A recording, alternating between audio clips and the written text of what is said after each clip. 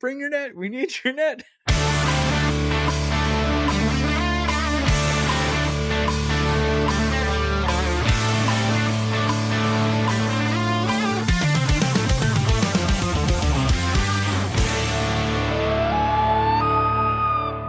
Welcome, everyone, to the Average Ontario Anglers Fishing Podcast. This is the relatable fishing podcast in Ontario that is clean, no swearing, right, Andrew?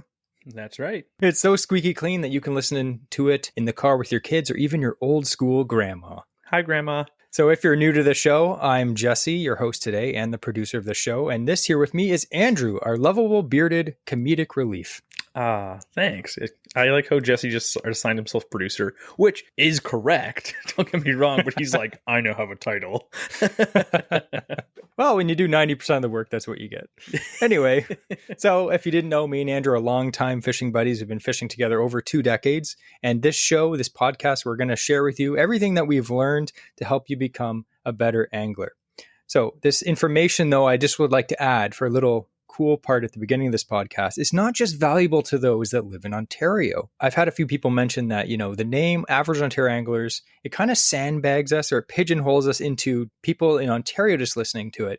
And that may be true to a certain extent, but I was looking through some of our podcast analytics, and I'm going to tell you some interesting facts about the listeners of this podcast. That this podcast has listeners not only in all of Ontario, from Toronto to Thunder Bay, but also all across Canada. So we have listeners in so many places. I couldn't name them all, but we have listeners all the way from Halifax, Nova Scotia to Vancouver, British Columbia, and everywhere in between. So we have a lot of listeners from Edmonton, Montreal, Saskatchewan, Manitoba, and a few other ones too. Now, 10% of our listeners are actually not from Canada. They're from the United States of America. So we actually have listeners in many places, and a lot of them are in Indiana, New York, California, Washington, Texas, Tennessee, North Carolina, Minnesota, Wisconsin, and many other places. So if you're listening from one of those locations or from anywhere that I didn't mention, we really appreciate it. And tell your friends. Yeah, tell your American friends. So every week we get listeners from not only all over Canada and all over the United States, but we also get listeners from all over the world. I'm going to name a few places that we have listeners from every single week on our podcast. So we actually have people from Australia, Germany, Sweden, Kenya, New Zealand, Denmark, Finland, France, Italy, Poland, and Japan, and many more places. So we'd like to take this moment to thank everyone, wherever you're listening from. We'd like to thank you for listening and supporting our show. That's amazing. Whenever I look at the analytics, I'm like, yeah, there's some random guy or girl from Zimbabwe listening to fishing in Ontario. Like, I don't know. That's pretty cool. So that's pretty cool. But on a serious note, I'm a little disappointed. You know why? We have so many listeners every week, and we expect way more reviews from you people. Come on.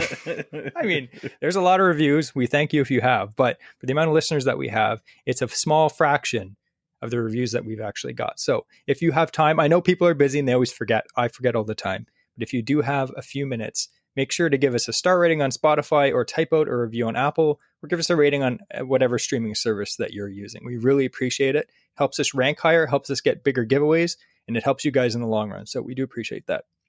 Now, this episode it's a pretty cool one. We're going to have the first ever AOA Q&A in depth. We're going to go in depth on a bunch of questions that we got from our Patreon members and Instagram followers. Not 2 minutes of, talk on each question. We're going to go in depth on these questions because we always have people ask us questions and some of the questions are really good. And I feel bad just being like, you know what? We can't just talk about this for 30 seconds, but maybe the topic isn't deep enough that we can spend a whole episode on it, right? So we're going to go in depth. We had so many questions, actually really good questions. Like, I'm always surprised. I always say that. Like, oh, we got really good questions this week, but you guys did not disappoint. So we're going to go through, first of all, our Patreon members' questions, and then we're going to go through our Instagram as well. But before we do that, we actually have an interesting fishing fact. And to handle that, we have the man with the mustache and the beard, Andrew. You got to start calling me just the man with the beard and the mustache because the beard's, it's growing a lot longer than the mustache. We all know that the beard isn't a beard. Andrew's mustache grew so big that it just enveloped the rest of his face. None of that hair is attached to his chin. I just parted. Yeah. So I want to talk about fish. How fish. Well, I want to talk about fish. Okay. That's smart, Andrew. It's a fishing podcast. I want to talk about how fish get into new bodies of water, specifically ponds. Like, how many times have you gone fishing, or how many times have I dragged you up a beaver dam into another like pond up above and like, hey, let's try fishing here? And then how many times does it absolutely stink? Usually a But lot. then how many times are we fishing by a creek and we're fishing a pond over there and we're like, let's just take a few casts, and it's like an amazing, bluegill pond or something like that, or you get some catfish. Like, it's some cool fish that are just stuck in a pond that you wouldn't expect to find up beside a trout creek or something. Yeah. So I was thinking, or doing some research as to how do fish actually start in new areas. I have some that are scientifically proven, and I have some that are scientifically disproven, but still kind of fun. So we're going to entertain the idea. The first one is going to be natural methods of fish dispersal. So think of like flooding in waters. Whenever water levels rise, let's say it's a pond that has fish in it already that someone stocked, and it floods and it goes into a creek, or it goes into another kind of pond nearby. Some of those fish are gonna find their way, or it floods over its bank into a nearby creek. Fish might come in from the creek into that pond. So whenever things like that happen, whenever flooding happens, fish tend to move around a lot. I mean, we've all seen the videos of fish like swimming across roads and stuff like that, right? Like they'll move where there's water. In fact, in the Amazon basin, there are fish species that regularly move between bodies of water whenever there's the rainfall, like the big rain season. They commonly do so, like catfish and carp. They travel long distances between these like known lakes over areas that would never be able to be traversable by them normally. Another one, and I'm sure you've heard this one, Jesse, when people say, "Oh, how do fish get into ponds?" And you might have heard that like birds will carry them there. And growing up, I heard, like, I'm thinking, okay, like an osprey is carrying something and drops it. I don't know about you. I've maybe once seen an osprey drop a fish and it went down and got it again. Like, they don't just like, oops, I dropped one. Like, that's their livelihood. But it's actually not the whole fish, it's the eggs. So if you have fertilized fish eggs, let's say by a heron specifically, is what they've actually have found. I saw a few articles that say this has never been proven, and then I found evidence of a 2019 study that showed that fish eggs could survive a trip through the digestive tract of ducks. It's not a high probability, but ducks, when they're feeding on the weeds and stuff like that, which is where fish are going to be spawning, they could ingest some eggs, and the eggs could make it all the way through. And when the ducks have landed in another pond, bloop, bloop, bloop, like Boba Tea, start spitting these eggs, these fish eggs, and they could hatch. Another one is it could be perhaps getting caught on some of the feathers of the legs. That is a theory to have, like the herons, let's say, where the heron is feeding in the shallow water, weedy water. And that's, again, where fish will have spawned, and they might get some fish eggs stuck to their feathers or to their feet or whatnot. And they fly to another area, and they're going to be feeding in a very similar area, in a shallow, weedy area. So it could be an opportune time for, if it's not too far of a distance, those eggs could stay moist enough to still be viable. Again, very slim odds, but there is a chance. Another one is water courses, rivers, streams, and groundwater. So a normal stream that's constantly flowing, if a fish can get into it, it'll just move up and down streams. Even if, like we said, the stream will grow big enough that a fish can now traverse it. But during the summer, it might dry out to just a little trickle. But it could make their way through there. But even underwater rivers, things like freshwater springs can actually bring fish from one body of water to another. I would have to say the biggest one, though, would be obviously our involvement, humans. Because you look at all the fish species we have in Ontario, but around the world, a lot of them, especially in the Americas, are not native to the Americas, or at least not to the areas that were commonly found. And that's because for over 100 years now, we've been stocking all these different areas with fish. But what about the unintentional release? So we always have the reminders of, empty out your bilge pump, make sure you wipe off your boat. Your boat has to be clean before moving from one body of water to another. And things like that. Again, if you're going through, you could have weeds caught with fish eggs, and they could be released from one to another. Another big one we talked about is like aquarium dumping. So you have pet fish, people release them. We even had some like the ball nipper or goldfish, and they are in our Great Lakes. They have been found. They have been caught because people have released them. And the only way they'd get here because there's no surrounding native population of them, is that people release them in there. Now let's get to the fun ones. Theoretical and unproven hypotheses. Do they involve Bigfoot? Well, they could, because Bigfoot could be wading through the water, get fish eggs stuck on his fur, and then walk into the next pond over. So yeah, That's true. Any mammal absolutely could. This one though cuts out the middleman. Forget things and animals and creatures carrying it from one place to another. What if it was just air?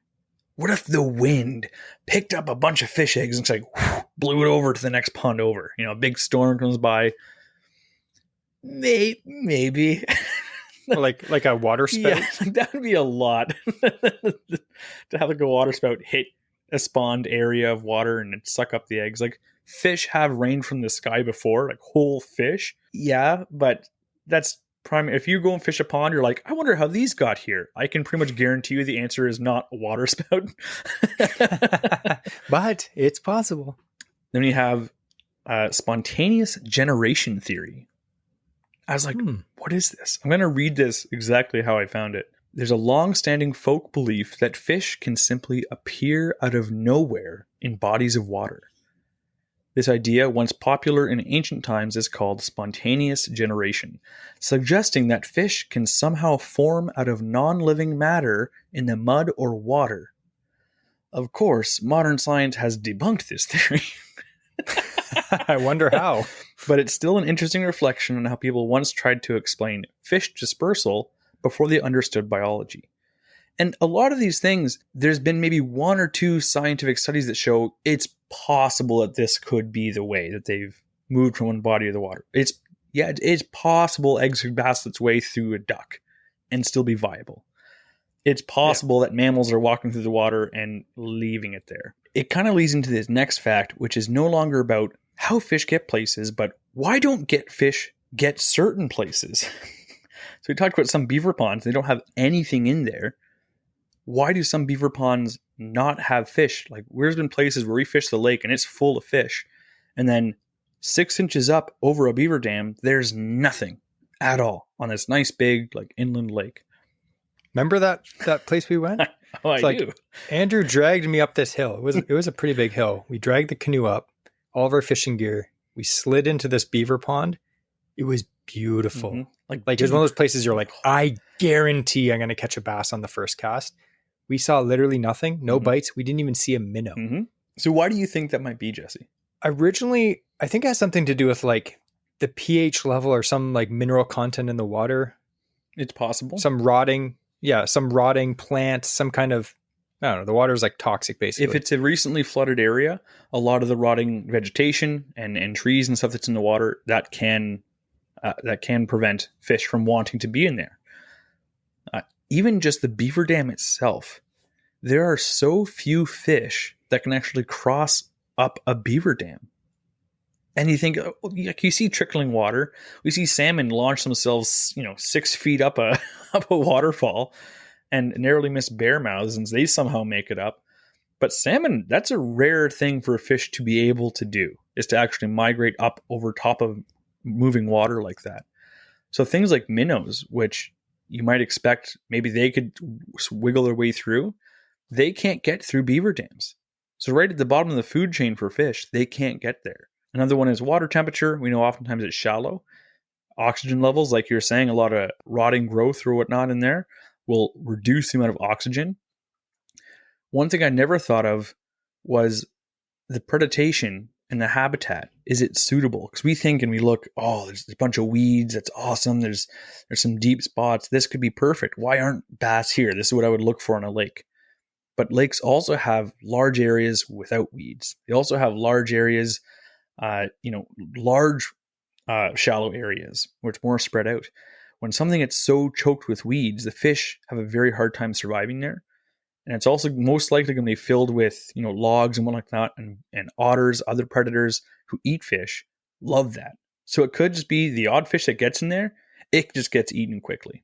But that's what I want to talk about. That's kind of ends the scenario. But the cool thing about that to take away is you never know.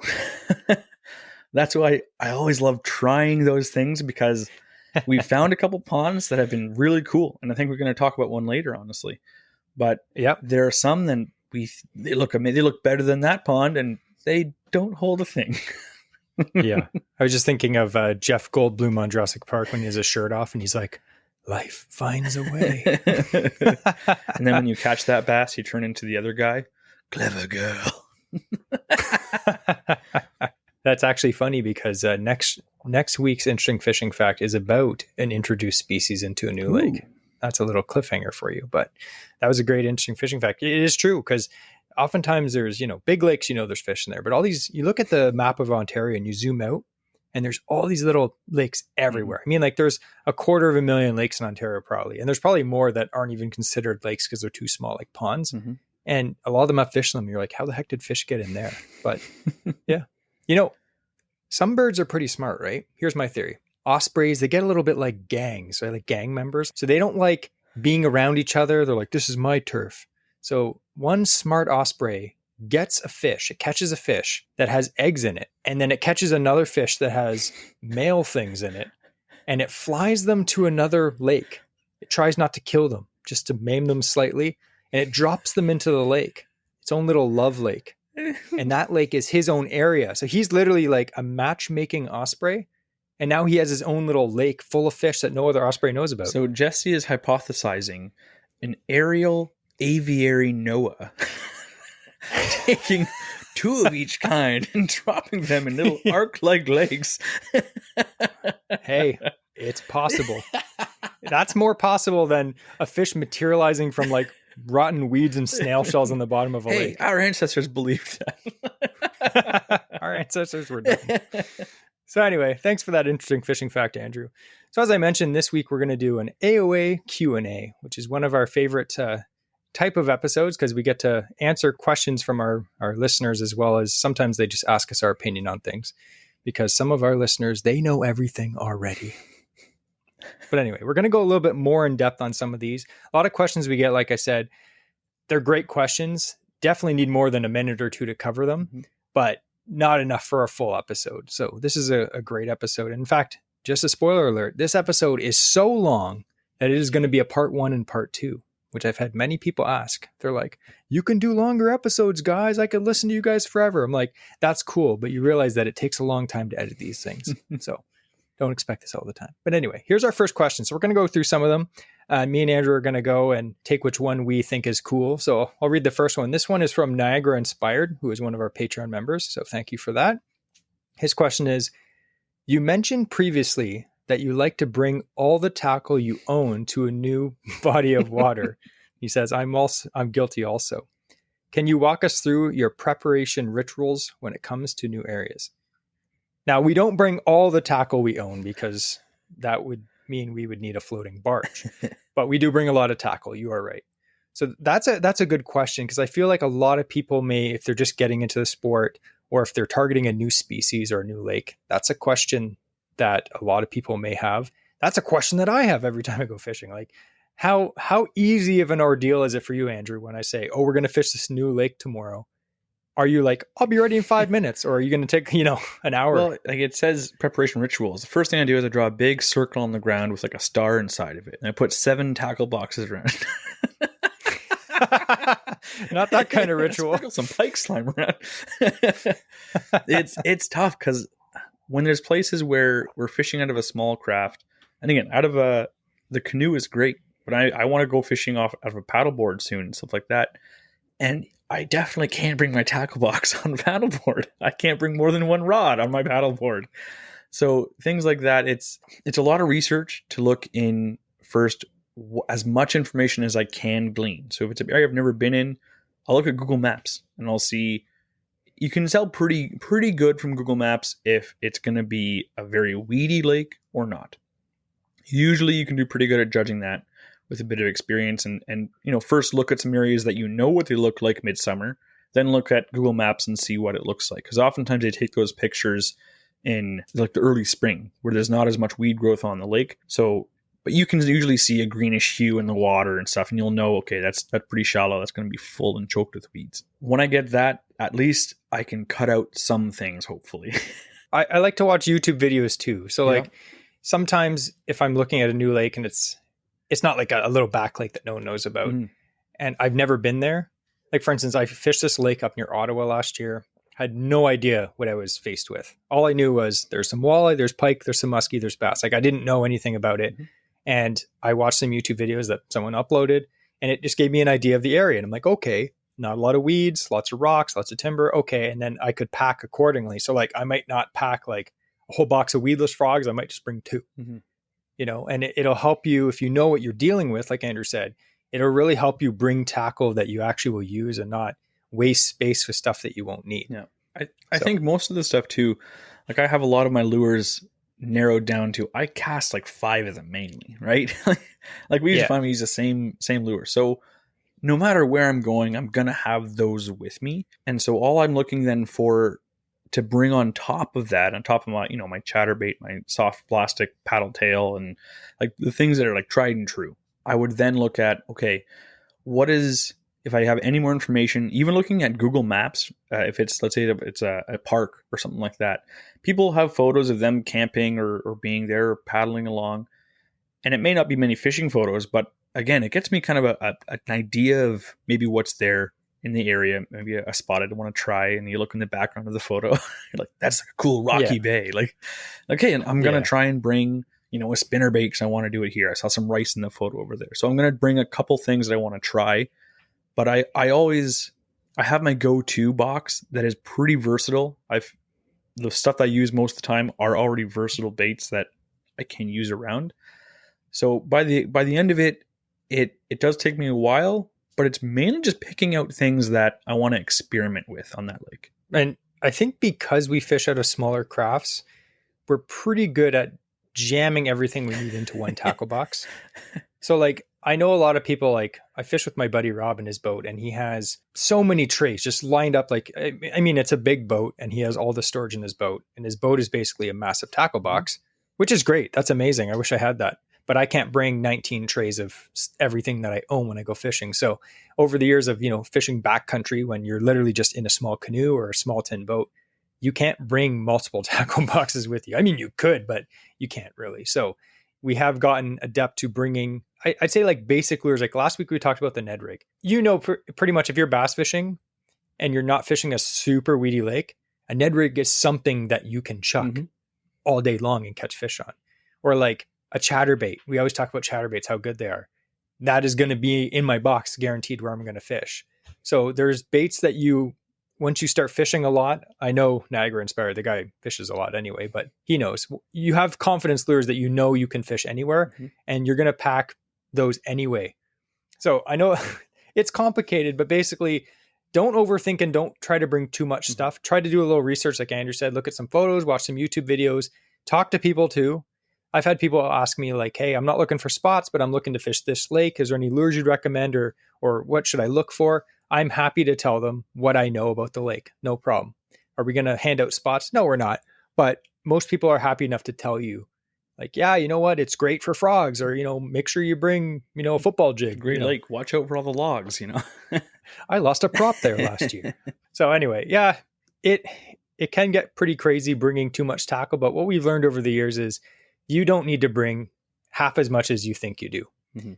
And generally, we always use probably the same 5 lures when we're fishing generally. I mean, there's always those days when you're glad you brought some extra stuff because it was something you needed. But I'd say like 75% of the time, you never touch the other stuff. So don't go crazy. Here's a question from Big Dog.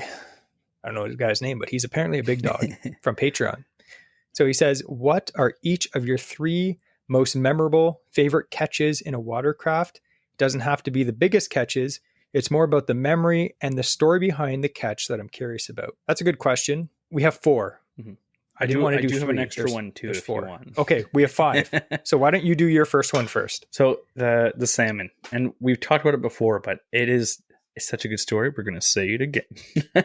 We were fishing out of my canoe down on one of the harbors on the Great Lakes, on Lake Ontario, for the salmon when they were coming in the fall. Now again, the canoe that I have is not the Sports Pal. I have an Algonquin canoe, and it's nice. It's a portage style canoe, so it's not as stable as a Sports Pal, but it's still light and way nicer for backcountry camping and stuff, to paddle around it. Jesse had caught a few salmon out of that canoe, and I've been skunked every time fishing in the canoe. I'm like, I need to catch like Jesse, this year I'm catching a salmon out of my canoe. And it was one of our first times out that year, I think, in that canoe. I think it was our second time out, I think, that year. It was funny because we were talking with Matt Savea, who owns Kitefish beads and stuff, right? So we were talking to him beforehand and we're saying, like, I'm gonna catch a salmon this year. And he fishes the same area.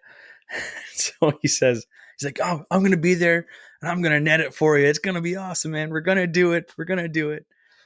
So Jesse and I go fishing and we went after work and we forgot our net. We're like, you know what?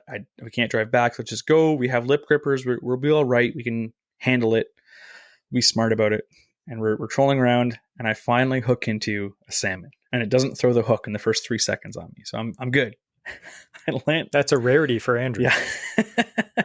So we're reeling this thing in, going for the old salmon sleigh ride. Matt is out there that same night, paddling his kayak around. And we start hooting and hollering because we realize this is a big salmon. It's come up to the boat. We're like, that's huge. And so we're yelling at Matt, bring over. Do you have a net? He's like, yeah. Like, bring your net. We need your net. So he comes over. We get it up. He nets the fish from his kayak. He fulfilled his own self-fulfilling prophecy. He netted that salmon, and when we weighed it, our scale maxed out at 25 pounds, and the tail was like a good section of the back end of that salmon is still in the water. I wouldn't say it was 30, but it was approaching it. It was definitely high 20s. It was a solid. I wouldn't even say it. I'd say it could have been a 30 for sure.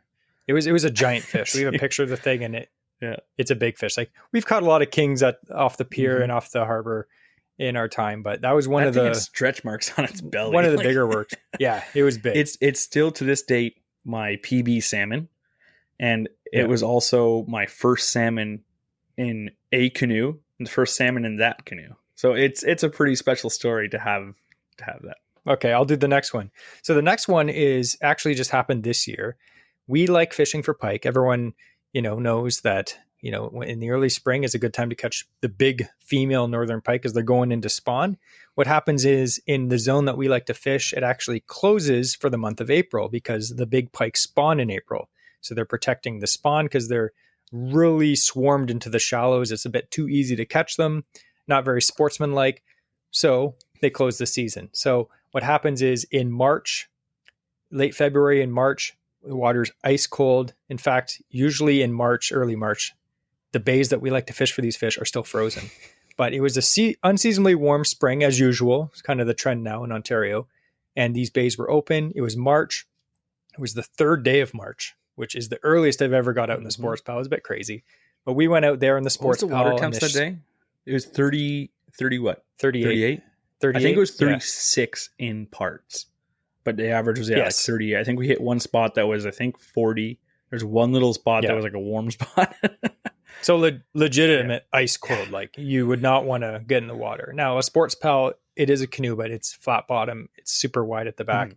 The odds of falling in, if you're careful, are very low. Normally in the summer, we'll stand up and like pitch from and stuff like that. But because the water's so cold, we're extra safe. We don't even bother standing. Like we're sitting down. So anyway, it was freezing cold. It was a little bit windy. We had a few little follows of little pike. So we're like, oh, okay, they're in here. Our hands were getting ice cold. And then I was chucking, I think Andrew was chucking a chatterbait. I was chucking a fire tiger jerkbait. We were just about to pack it in. And Andrew caught this pike. It wasn't a big one, but it was a beautiful pike. Had a big fat belly on it. It was a little female. I think like what? Yeah. High 20 inch. It was close to 30, I think. Yeah. So we got some pictures of that. And that kind of like, fueled us on to keep going for a little bit, even though our hands were freezing. So Andrew caught this nice fish. And then I had a jerkbait rod, like a bass jerkbait rod, like a medium light jerkbait rod, 10-pound test. I'm fishing this fire tiger jerkbait and I'm snapping it through about, I'd say 6-7 feet of water. And all of a sudden I'm snapping it and then I snap down my rod and it just like stops. And there is some snags in there. So I'm like, oh, there's also carp, which we've snagged into before in there. And yeah, we have snagged into carp when fishing for pike. Yeah. So I'm just pulling on this and it's not moving at all. Again, I'm using a whippy medium light jerkbait rod. And the canoe is kind of moving as I'm pulling, when you're in a canoe or a kayak and you're pulling on your rod and the canoe's kind of moving. And I'm like, Andrew, I got a snag. Let's turn around. And he's like, is it moving? And the line was slowly moving. And he's like, I think you snagged a carp. And I start pulling on the rod and all of a sudden the fish starts moving faster. And it just goes like instantly like 30 feet quick to the side. And I was like, oh man, I snagged a carp, man. And I'm fighting this thing. I'm like, oh, I don't want to lose my jerk bait. It's like a nice Japanese jerk bait. And then it comes to the surface and I just see this like red tail, Yeah. like a pike tail. And I'm like, oh my God, it's a huge pike. It's a huge pike. And Andrew's like looking like, oh man, it comes up. I'm fighting this thing so gingerly because I'm using 10-pound test. As soon as we confirmed it was a pike by that tail coming up, yeah, I started taking the paddle and I'm like turning the canoe because the thing's swimming circles around us, and I'm trying to get Jesse to stay on the bow, with him. Yeah, I felt like it was the Jaws movie because the fish was going far away, so I had the trolling motor like on maximum reverse to like keep up with the fish as I'm trying to reel in slackline. So anyway, we fought the thing so gingerly. It came up beside the boat. It came up and I was like, this thing is huge. And we finally, Andrew stuffed it in the net and it was hooked pretty not super good. So I'm surprised that there's one treble left in it. So we got that thing in the net and we measured it. It was 37.5 inches, which was any pike over 36 in my book is a good fish. It wasn't quite that 40 inch that we're all looking for, but it was a giant pike. It was huge. It was fat. And it was like the third day of March. And our hands were shaking. We were all like shaking. We released it. It swam away. Hopefully it had a good spawn. And hopefully we'll see it again next spring. Another one of, for a long time, not for a long time, I guess, for that year is my PB muskie. It's still, I would have to say, my favorite muskie story. Yeah. Was we were fishing out of the sports pal. Actually, no, so my first muskie was out of my canoe. Yep. So I had never been muskie fishing before. Jesse, I think, had caught a couple just on accident while bass fishing. Like, you never really targeted them effectively, at least. No. In the past. So he's like, let's try and get into muskie fishing this year. And it was the first time we tried. We didn't have the sports pal yet. So again, we're in my canoe, my 16-foot portage style canoe. And I didn't have any muskie baits. It was a medium heavy bait casting rod. Yep. And I was long lining a J13. I'm like, this is a big enough bait. Like, all right. And it's getting close to end of summer or early fall. And we're paddling along. I might have had I don't remember if I had the trolling motor on my like homemade transom or not. But we're just slowly going up and down this river. And nothing. Like all day. We don't know what we're doing. We're like, oh, I heard there might be some up here. And we just like went 45 minutes upriver. Like saw nothing, did nothing. We're just trolling. That's all we did. Yeah, because we didn't know how to fish for them effectively by casting by any means. And so then we were trolling back. I think we stopped for some reason, and I can't remember why we stopped. We had a sandwich or something, and I set my rod down. I just left the line behind me because we're just drifting down. The lure's going to drift down the same speed as us. Who cares? We'll just continue trolling in a bit. So I go to pick up my rod to reel in because the line had kind of drifted off to the side. So I'm like, okay, I'll reel in. I'll just cast behind the boat again, and we're about to start. I had to reel in. There's weight on the rod. I'm like, J13s float. What did I snag on? So I start pulling on it as if it's a snag, and all of a sudden it shoots sideways. And it was my first muskie, and I got a 39-inch muskie, and the net we had was like a bass net. Like it was like folded in half trying to get in the net, and put the lip grippers on it so get it out of that net because it was not a good net for a muskie. But that was my first muskie ever.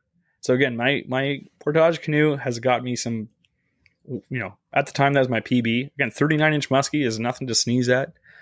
And for a PB salmon out of that canoe, where it's designed for fishing like small trout back lakes, yeah, I think we put it through its paces. Oh, yeah.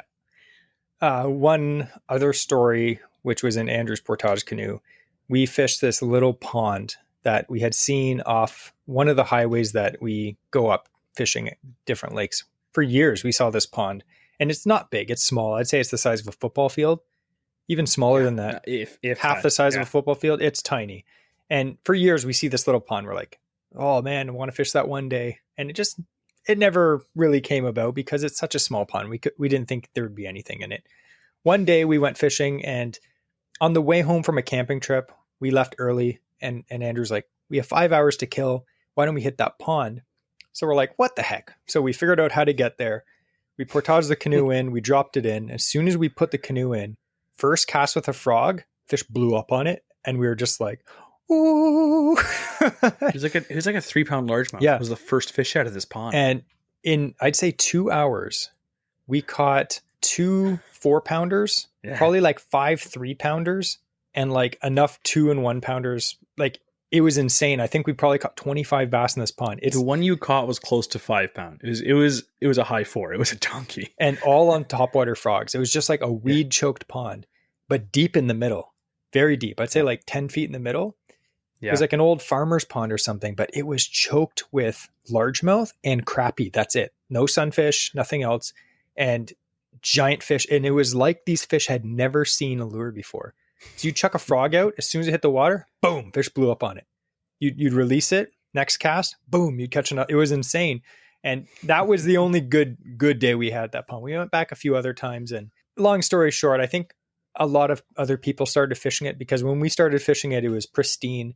And then the next year we went back, there was some garbage or some bait packages around and not as many fish. And then I saw more people fishing there.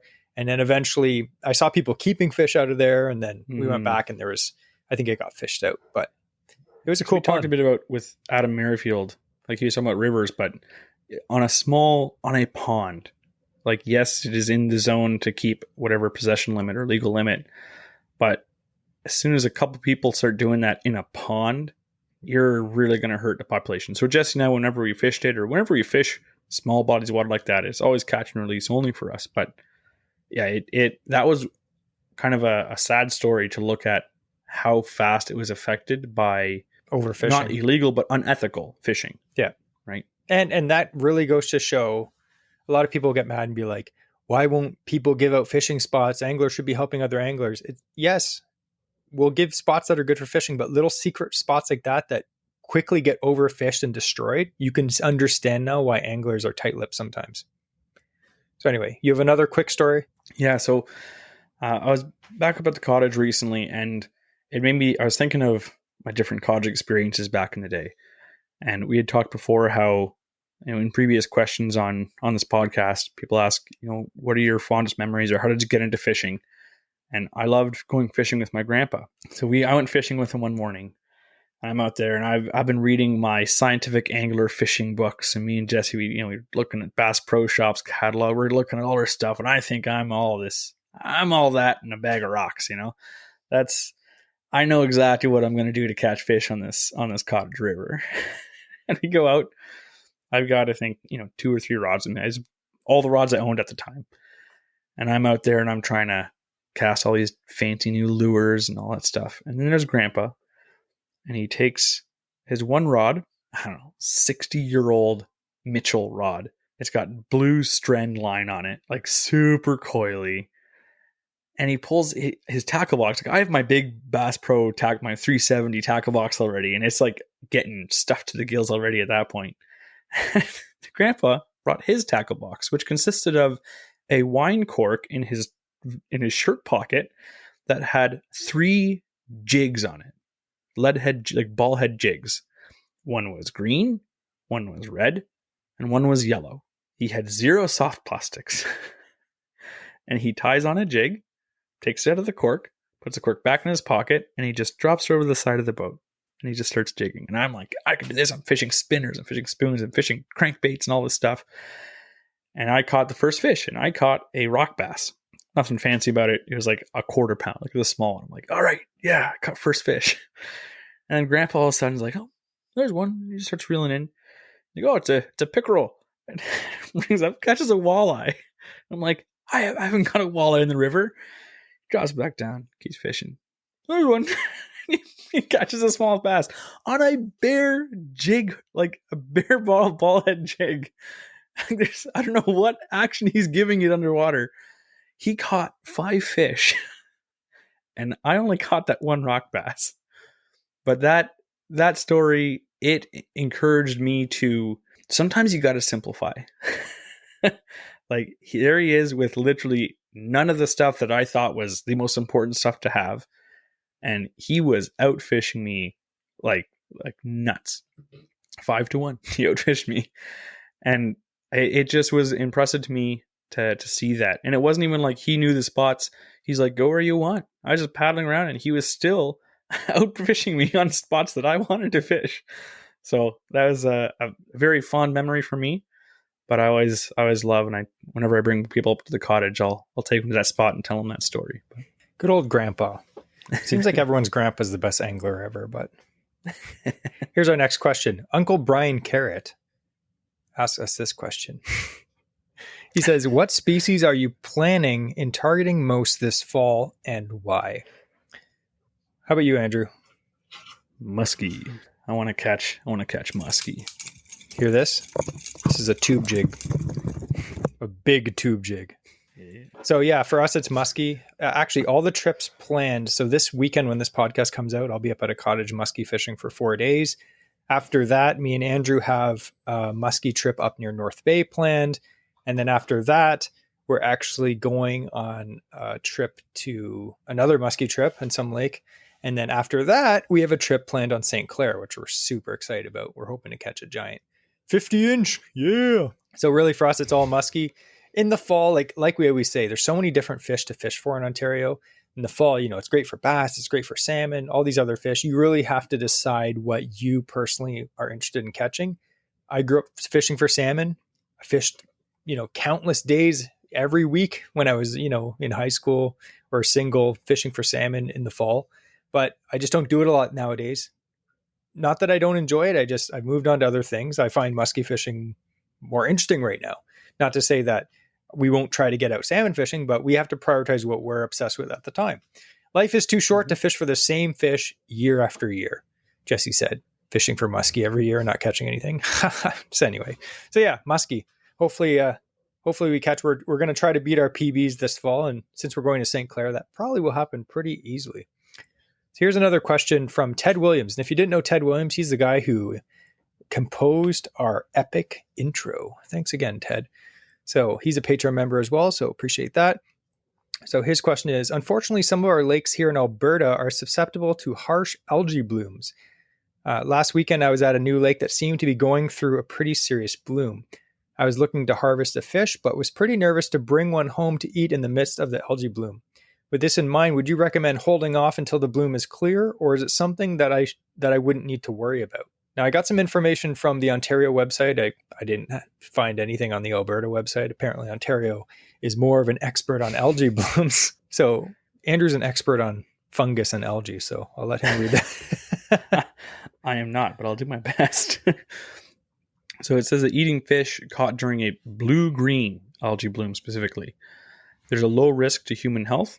And if you eat fish caught during those conditions, it shows that the cyanotoxin and microcystin does not accumulate at high levels in the fish fillet. So in the meat of the fish, it doesn't permeate into the meat to cause any issue of consuming it. Now it says one exception is that higher levels of microcystins have been found in the livers of fish from water bodies that regularly have blue-green algae blooms, even when a bloom is not present. Avoid eating any fish organs to eliminate this risk. Now, so I'm not sure what, Ted Williams likes to eat out of a fish, but I'm hoping it's mainly just the fleshy meat bits and not the organs of the fish. Otherwise, I would suggest from what is described here, especially if it's a blue-green algae bloom, if it's a red algae bloom or something, who knows? Maybe that's, some weird other thing that's happening. Maybe don't risk it. Yeah. But if it's a lake that usually has this algae bloom, again, the liver can have a higher concentration, but the meat itself should be safe to eat. Yeah. And you know how they always say, why would anyone eat this? Well, they obviously put this because some people do eat fish organs. So I don't know. I don't personally, but some people probably do. Yeah. So that's why they wrote it. So again, take this with a grain of salt. Don't be on your deathbed in the hospital being like, AOA said it was okay. We don't want to hear that.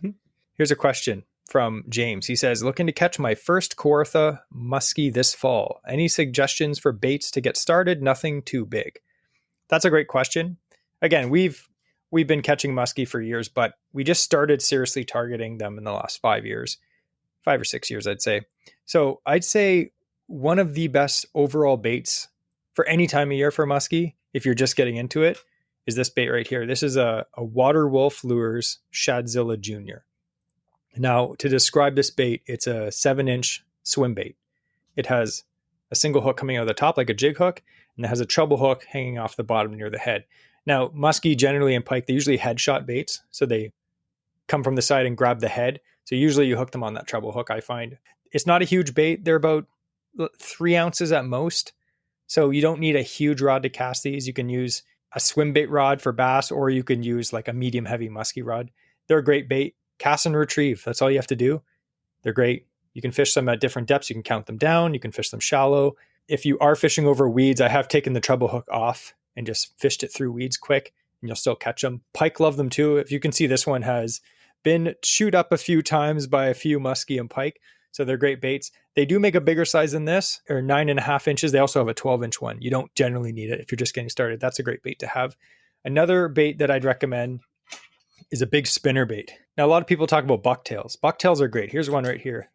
This is a 888, really good baits. If you fish around a lot of rocks, these are great. If you fish around a lot of weeds, I'd recommend getting a spinner bait. Andrew caught one of his biggest muskies ever on a spinner bait. This is a Blackfly Lures pike and muskie taker. I think it's like an ounce and 3/4, maybe 2 ounces, something like that. It's not huge. You can chuck this on, medium heavy muskie rod. It fishes through weeds really good, and it does catch big muskie. You don't have to use giant lures to catch muskie. Most of Andrew's, biggest muskie he's caught on just, I'd say like big bass lures pretty much. Yeah. So don't. And I've been able to fish them effectively on a swim bait rod, just because of the smaller size lure and the hooks aren't those like full gauge muskie hooks. Yeah. But as soon as you try and cast something that has those, you're going to need a stiffer rod. Yeah. So don't go crazy. You don't need anything crazy. I'd say if you have a spinner bait, a swim bait, and then I'd get like a plopper. This is a Suaconite walker, or just like a really big whopper plopper.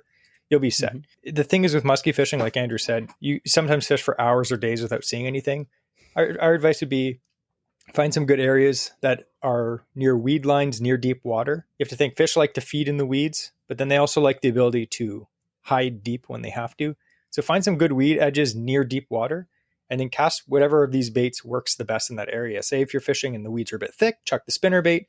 If the weeds come almost up to the top of the surface, chuck the top water, goes right over top. And if you have to fish deeper, chuck out that swim bait and let it sink down, and just keep at it, and eventually you'll get one. They're not easy fish to catch just because there's not a lot of them.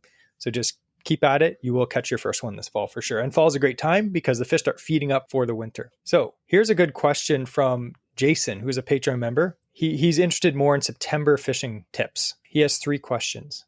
Normally we only answer 1, but we like Jason, so we'll answer 3 of them. So the first one is, what's your favorite species to target in September? Well, pretty much muskie. Really muskie's fun. I also really like smallmouth. Yes. Smallmouth, they can get chunky. Yes. Because they're putting on that big feed, and they, even in the slightly colder waters, it's still like warm temperatures because it's still in the summer, just petering off. They can still be super aggressive in those water temperatures. I'd say September is probably one of my favorite months for smallmouth fishing. Yeah. September's a great month. I love crankbait bites for smallmouth. September is a great month to start casting some crankbaits. Yeah. And with muskie fishing, September is when you get that first cool down, usually late August. And by September, a lot of those fish start transitioning. The fish that are in deeper water during the summer, because they like to be cool, they start coming back shallow because the water starts getting a little bit, more to their liking, and they start feeding up for the winter. So you can catch giant muskie close to shore. So that's what I would say. His second question is, what is your favorite setup for each? So I'll handle the muskie, you handle the smallmouth. What's your favorite setup for that? Favorite setup for the smallmouth is a medium action spinning rod, maybe medium heavy if there are some weeds around and I want to cast like a chatterbait or something slightly less or more weedless, like a mini max or something. But usually a medium action spinning rod with 15-pound braid with a shock leader on front of some fluoro, maybe 10-pound fluoro or 8-pound fluoro. And that's very classic. I have been fishing a lot on the BFS. That's not everyone needs that. I have it and I love using it. So I really like fishing my BFS on my old Babazumi Shimano crankbait rod that Jesse gave me. That thing is, I love it. It's fun to be able to use a bait caster while fishing crankbaits.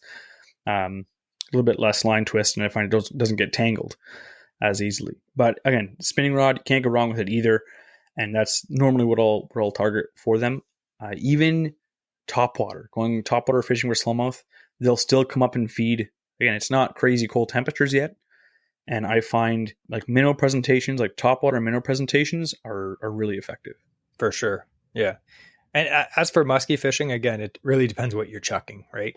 So, for example, if you're chucking, like a Shadzilla Junior, like we're talking, it weighs like 2.5 ounces, your rod's going to be completely different than if you're chucking something a bit bigger, right? Like this is like a bigger chaos tackle swim bait that weighs 7 ounces, right? So I'd say overall, in my experience so far, I have a few musky rods. I'd say the most versatile rod for September is just a heavy, an 8.5 to 9 foot heavy power rod. I have a St. Croix Mojo Muskie 8.6 heavy, and I can chuck almost anything on that rod. It's just a versatile rod. You can chuck baits up to 6-7 ounces if you need to, but it'll also cast stuff that's like 2 ounces.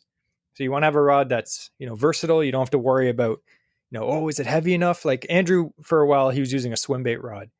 And that's pretty much like a medium light musky rod. But at the same time, that's great for smaller stuff, but it kind of eliminates anything bigger. Like if he wanted to chuck like a 4-ounce tube, which isn't really a big musky bait at all, he couldn't. And even if he could cast it out and a muskie grabbed it, he wouldn't have the power to get those thick gauge hooks into the fish's mouth. So you want something a bit stiffer. I'd say a heavy is a great rod. And I'd recommend, if you're just getting into muskie fishing, there's lots of nice budget muskie rods. For instance, the Daiwa ProRex XTs are $130. Saw them on sale all the time for less than $100. You could also, look at St. Croix. Andrew has that Triumph muskie rod. I think they're about $170. Yeah, a little bit better quality, but you don't have to spend a lot of money. There's a lot of options now under $150. We're going to do one more question for this episode, and this is a good one. This is from Kevin from Patreon. And he says, "Hey guys, first off, love the podcast. Been listening for a long time now. Love listening on my way to work Monday mornings." Mondays are terrible, right, Andrew? It's always nice to listen to a good podcast on the way to work on Monday. Like, I don't listen to our own podcast on Monday because that'd be weird, but I do. Oh, Andrew's a weirdo. That's the only good part about, we're recording this on a Monday, and that was the only pretty much good part about today. Today was bad. I didn't like today. So anyway, Kevin continues. He says, "As for the question, I was wondering if you guys have any superstitions before or after a fishing trip." So I thought we could talk briefly about some of the superstitions. Like if you're just getting into fishing, you may not know this, but a lot of fishermen, it's widely known. We did a whole episode actually on, superstitions that anglers have last year. I'll link that below in the show notes. You can listen to that episode. It's pretty interesting. Andrew goes into all these fishing lore and superstitions that anglers have and like how they came about years and years ago. So one of the most popular ones is bananas on the boat bring bad luck. A lot of people will freak out if you have a banana in your lunch bag and you're fishing because they think it's bad luck.